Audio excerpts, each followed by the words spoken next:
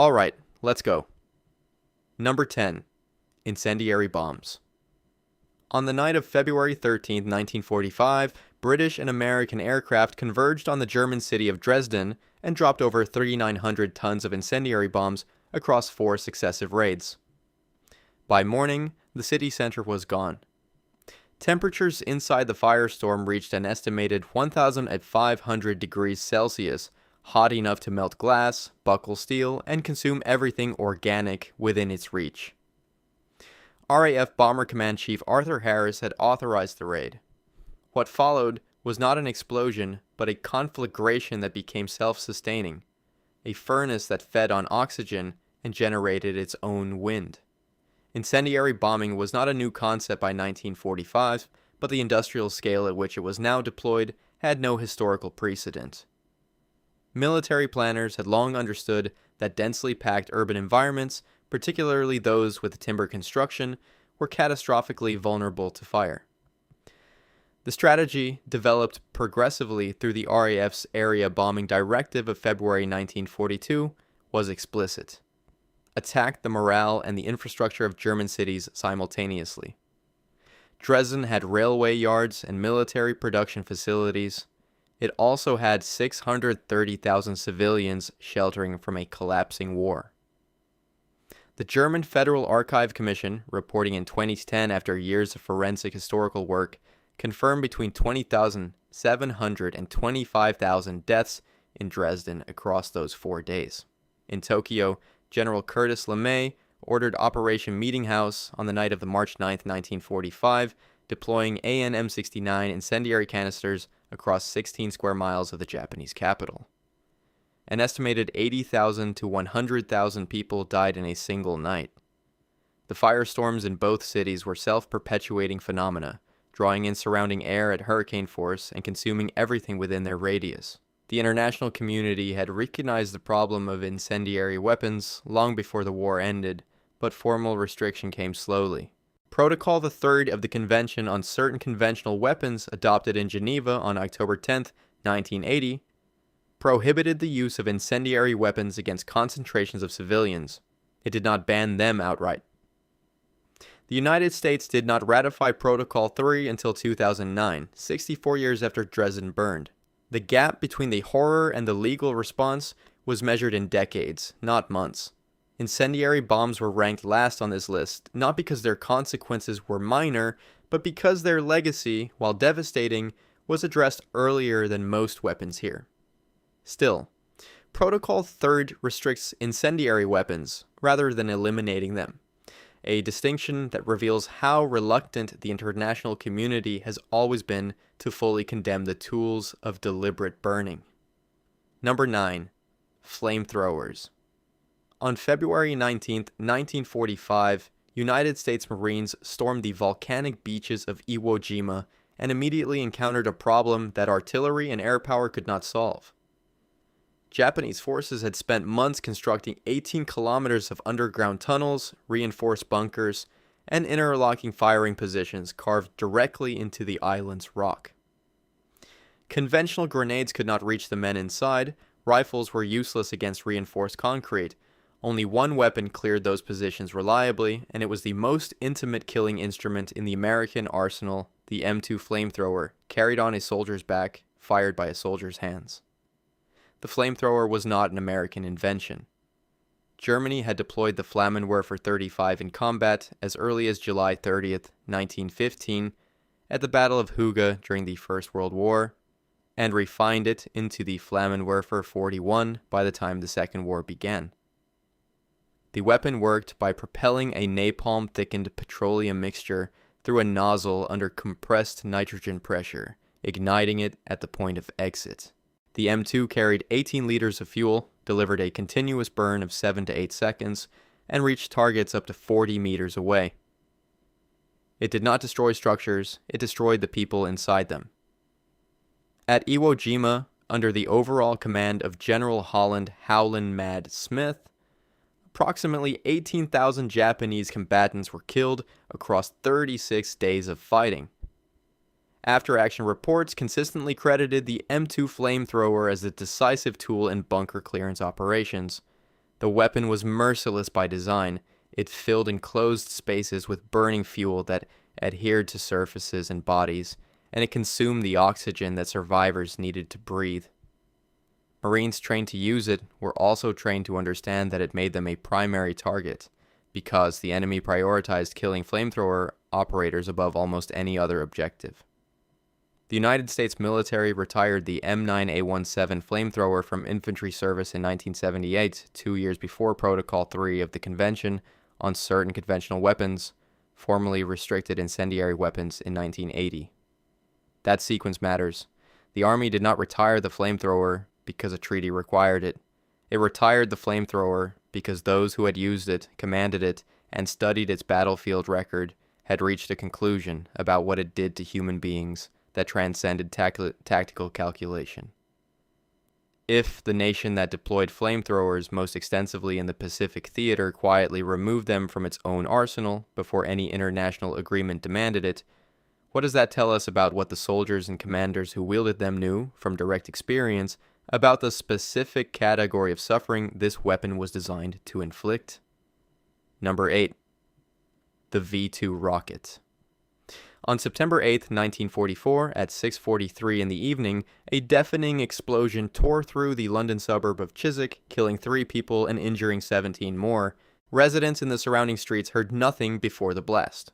No aircraft engine, no incoming whistle, no warning siren had sounded, because the weapon that killed them had been traveling at approximately 5,160 kilometers per hour, faster than its own sound, and it arrived before any warning was physically possible.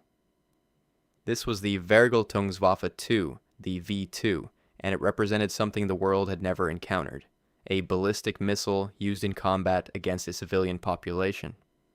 The V-2 was the creation of Werner von Braun, a young German engineer working at the Army Research Center at Peenemünde, under the military command of General Walter Dornberger. The rocket stood 14 meters tall, weighed 2,500 kilograms at launch, carried a 1,000 kilogram Amatol warhead, and had a range of 320 kilometers. It flew above the atmosphere at the apex of its trajectory, re-entering at Mach 4 or faster, making interception with any existing technology completely impossible. Every anti-aircraft system Britain possessed was irrelevant. There was nothing to shoot at until the explosion had already happened. Between September 1944 and March 1945, approximately 1,358 V-2 rockets struck London and its surroundings. A further 1,936 hit the Belgian port of Antwerp. Across all targets, the weapon killed approximately 9,000 people. But the most devastating casualty figure attached to the V-2 is not found at the impact sites. It is found underground in the Mittelwerk factory in the Harz Mountains, where up to 20,000 concentration camp prisoners were worked to death producing the rockets under catastrophic conditions, a death toll that exceeded the weapon's entire combat kill count. Von Braun and his team were extracted by the United States under Operation Paperclip immediately after Germany's defeat. Their knowledge was considered too valuable to allow prosecution to interfere. Von Braun went on to direct the development of the Saturn V rocket that carried American astronauts to the moon in 1969. No international treaty has ever specifically banned the V-2 or its direct descendants.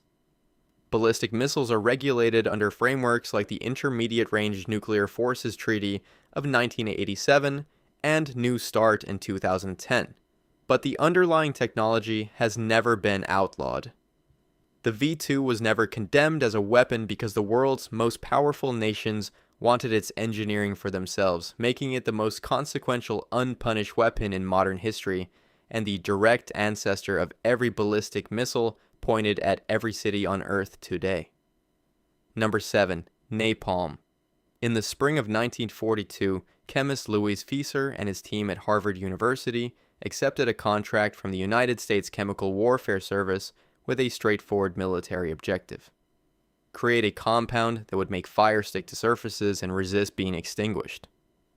Working through a series of formulations in university laboratories, Fieser combined naphthenic and palmitic acid salts with gasoline, producing a thickened, gel-like incendiary mixture.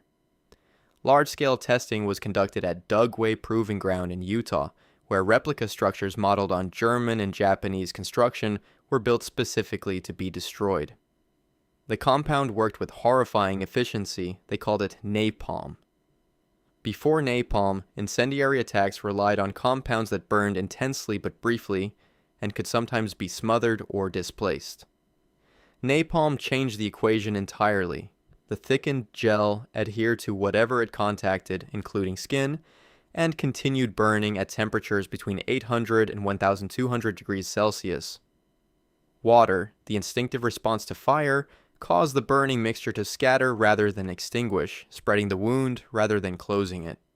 The compound was specifically engineered to defeat the body's most basic defensive response to flame. It was not a weapon designed to destroy infrastructure. It was designed to destroy people within that infrastructure. On the night of March 9, 1945, General Curtis LeMay ordered 334 B-29 bombers to fly low over Tokyo, carrying M69 incendiary canisters loaded with napalm. The raid, known as Operation Meeting House, destroyed 16 square miles of the Japanese capital and killed an estimated 80,000 to 100,000 people in a single night. It remains one of the deadliest conventional bombing raids in history. The firestorm consumed the city's wooden residential districts so rapidly that survivors described rivers boiling and people combusting before the flames directly reached them, the radiant heat alone lethal at distance. Protocol the Third of the Convention on Certain Conventional Weapons, adopted on October 10, 1980, prohibited the use of incendiary weapons against concentrations of civilians. The United States did not ratify Protocol Third until January 2009, 67 years after Fieser first synthesized the compound at Harvard, and decades after napalm had been used extensively in Korea and Vietnam.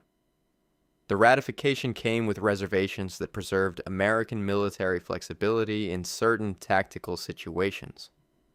When a weapon is synthesized in a university laboratory, tested on replica civilian homes in a Utah desert, deployed against sleeping cities of wooden houses, and then shielded from international restriction for nearly 7 decades, the history of napalm stops being a purely military story and becomes something considerably harder to look away from.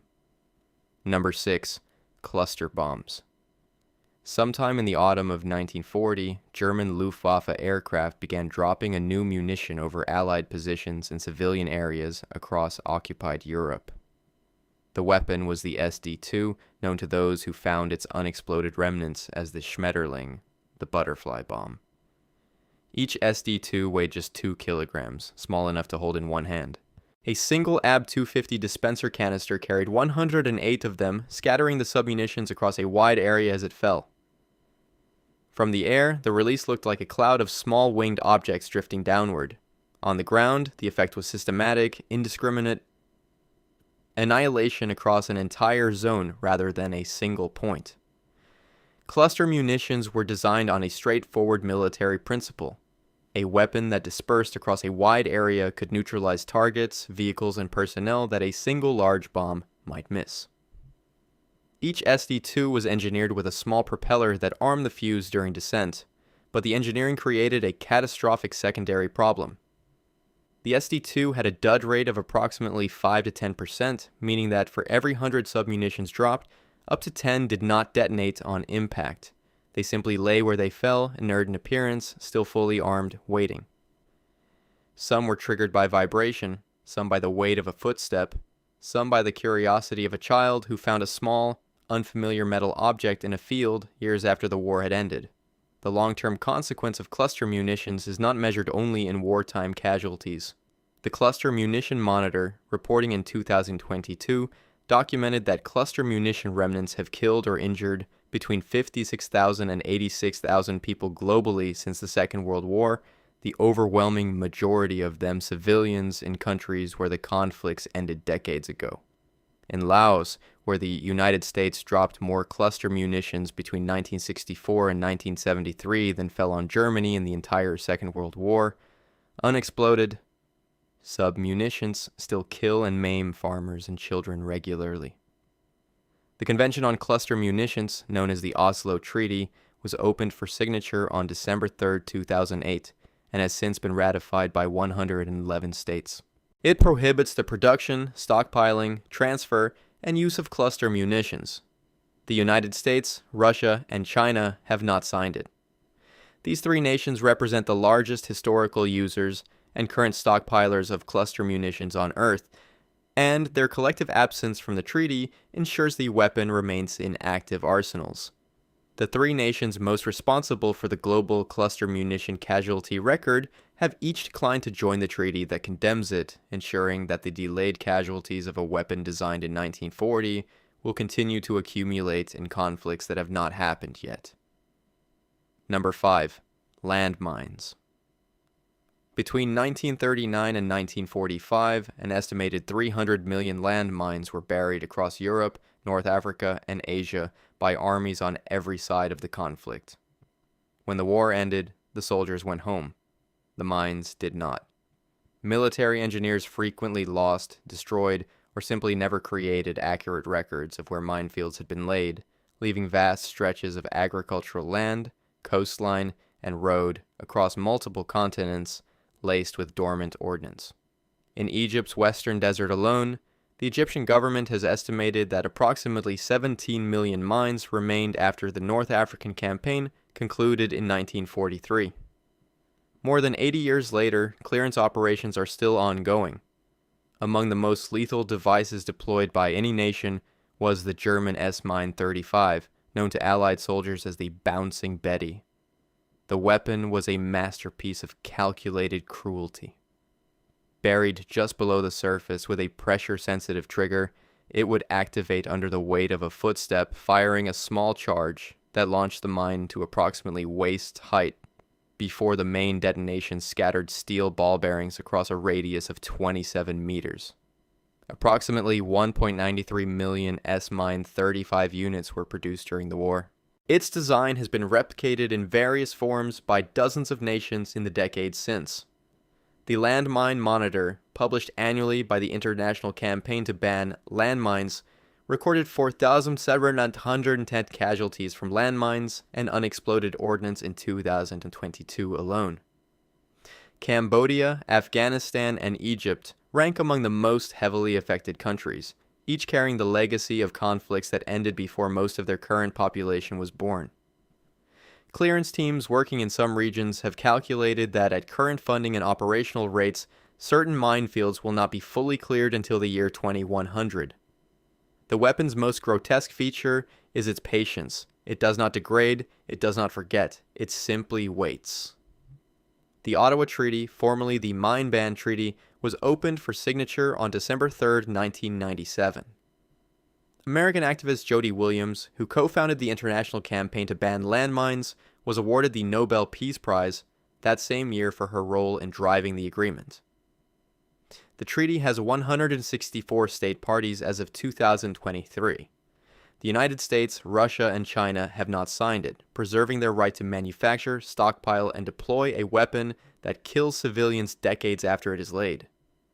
When a mine buried by a soldier who has been dead for 70 years takes the leg of a child walking to school in 2024, what word other than atrocity honestly describes what we have allowed to persist in the ground beneath us? Number 4. Biological weapons. In 1932, the Imperial Japanese Army established a covert research unit in Pingfang District, Harbin, in Japanese-occupied Manchuria, under the deliberately innocuous cover name Water Purification Unit 731. Its actual mandate was the development and weaponization of biological agents for use in warfare. Under the command of General Shiro Ishii, appointed in 1936, the unit grew to approximately 3,000 personnel at its operational peak.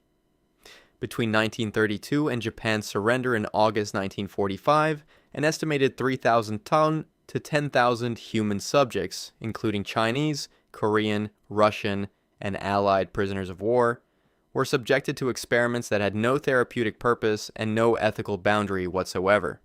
Ishii's researchers worked with plague, cholera, typhoid, anthrax, and dysentery, among other pathogens. Prisoners were infected directly without consent to observe disease progression.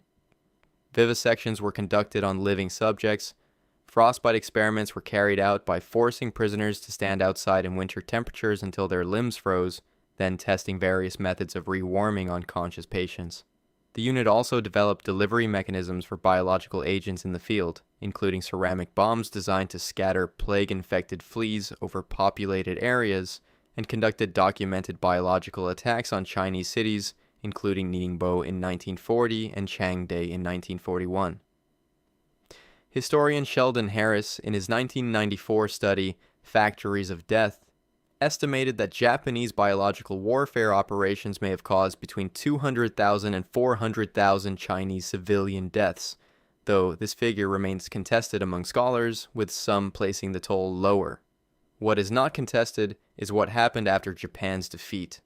General Douglas MacArthur granted immunity from prosecution to the scientists and commanders of Unit 731 in exchange for their research data on human biological tolerances, a transaction documented in declassified records held at the United States National Security Archive. Not one member of Unit 731's leadership was prosecuted for war crimes. The Biological Weapons Convention was signed on April 10, 1972, and entered into force on March 26, 1975. It has 183 state parties and prohibits the development, production, and stockpiling of biological weapons. It contains no enforcement mechanism. It created no tribunal. It named no perpetrators. It delivered no justice to the men and women who died in Pingfang. The Biological Weapons Convention banned the weapons, but built no mechanism for punishing those who had already used them, and the scientists of Unit 731 died peacefully in their beds, their research absorbed into the archives of the nation that chose intelligence value over justice and silence over accountability. Number 3. Chemical weapons.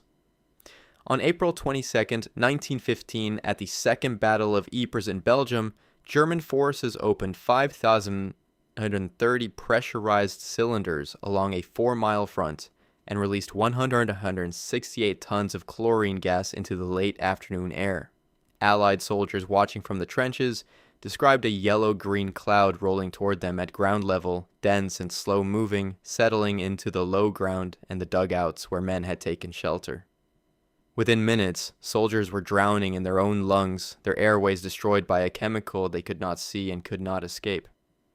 Chemical warfare had arrived at industrial scale, and the Second World War would inherit everything the first conflict had developed and add considerably worse. By the time Germany invaded Poland on September 1st, 1939, the chemistry of warfare had advanced far beyond chlorine. In 1936, German chemist Gerhard Schrader, working for IG Farben, synthesized tabun while attempting to develop a commercial pesticide, creating the world's first nerve agent. Sarin followed in 1938. Both compounds worked by inhibiting acetylcholinesterase, the enzyme that regulates nerve signals to muscles, causing uncontrolled convulsions, asphyxiation, and death within minutes of exposure. By the war's end, Nazi Germany had produced approximately 12,000 tons of tabun stored in artillery shells and bombs. They were never deployed on the battlefield, a restraint historians continue to debate. The most systematic and horrifying chemical atrocity of the war was not a battlefield deployment. It was Zyklon B, hydrogen cyanide pellets manufactured by the German company Dagesch, introduced into the sealed gas chambers of Auschwitz-Birkenau beginning in 1942. Auschwitz Commandant Rudolf Höss authorized and oversaw the process. The Auschwitz-Birkenau Memorial and Museum estimates that approximately 1.1 million people, the vast majority of them Jewish, were killed using Zyklon B at that single site, a calculated, systematic, and relentlessly efficient application of chemical science to the task of mass murder. The Geneva Protocol of 1925 had already prohibited the use of chemical weapons in warfare, though it did not ban their production or stockpiling. The Chemical Weapons Convention, signed on January 13, 1993, and entering into force on April 29, 1997, extended that prohibition comprehensively. It has 193 state parties, making it one of the most widely ratified arms control agreements in history. It came into force 52 years after Auschwitz was liberated. If the nation that invented nerve agents and operated industrial gas chambers to murder more than 1 million people still chose not to deploy those agents on the battlefield out of fear of Allied retaliation, then the only force that has ever reliably constrained weapons of mass destruction is not morality, not law, and not conscience, but the cold arithmetic of mutual destruction. Number 2. Phosgene gas. It smelled like freshly cut hay. Soldiers on the Western Front learned that particular detail too late, because phosgene gas, a colorless compound with the chemical designation COCl2 and a density 1.5 times heavier than air, smelled pleasant by the standards of a battlefield, and by the time a man recognized the scent, the damage was already done.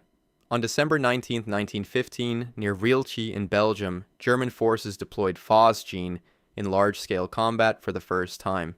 The compound was not as immediately dramatic as chlorine. It did not cause instant agony. It allowed men to walk away from the cloud, return to their units, and report feeling largely unaffected. That delayed response was the weapon's most barbaric feature.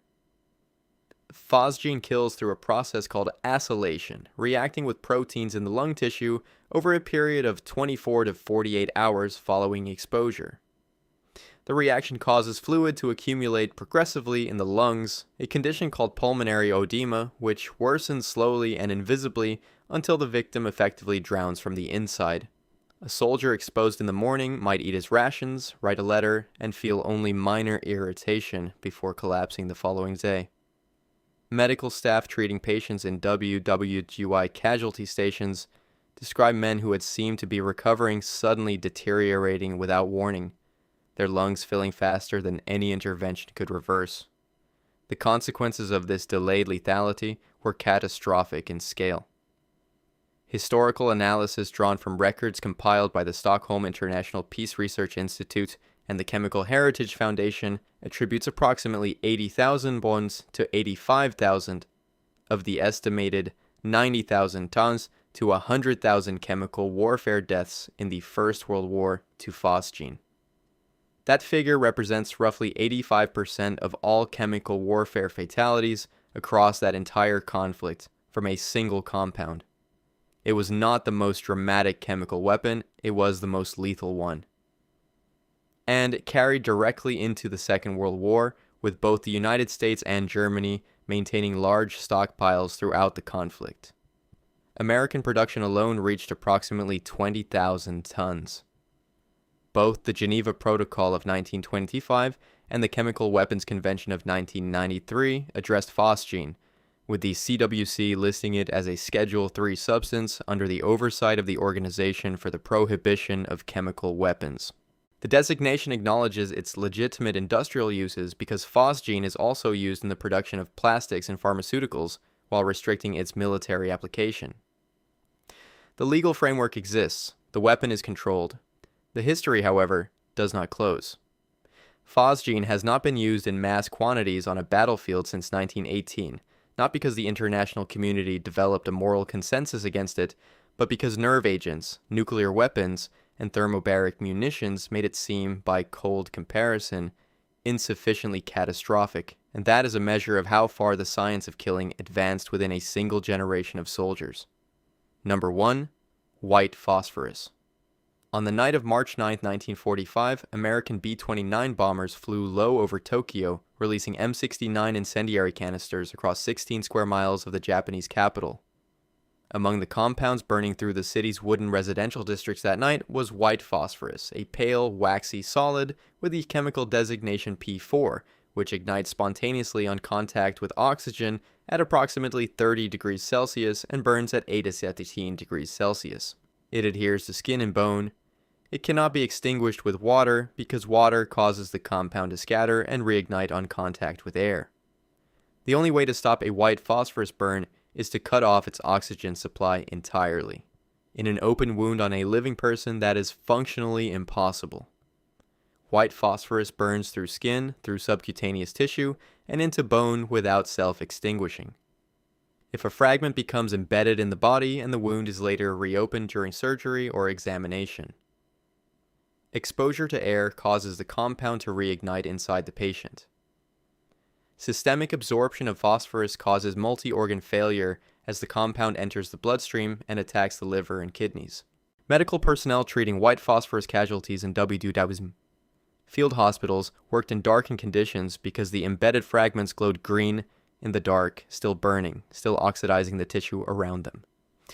The weapon was used by Allied and Axis forces alike in incendiary bombs, artillery shells, and smoke grenades across multiple theaters from 1939 to 1945.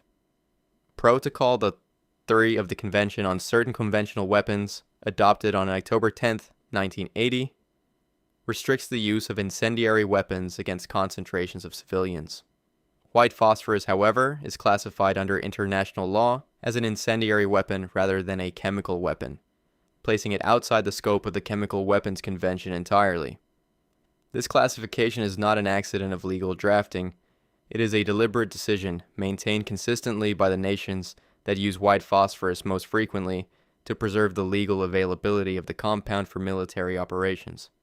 The classification ensures that no soldier, commander, or government has ever faced prosecution specifically for deploying it against civilian populations.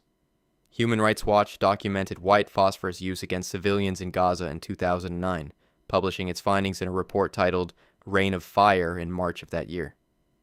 The United States Department of Defense confirmed in November 2005 that American forces had used white phosphorus as a weapon during the assault on Fallujah, Iraq, in November 2004.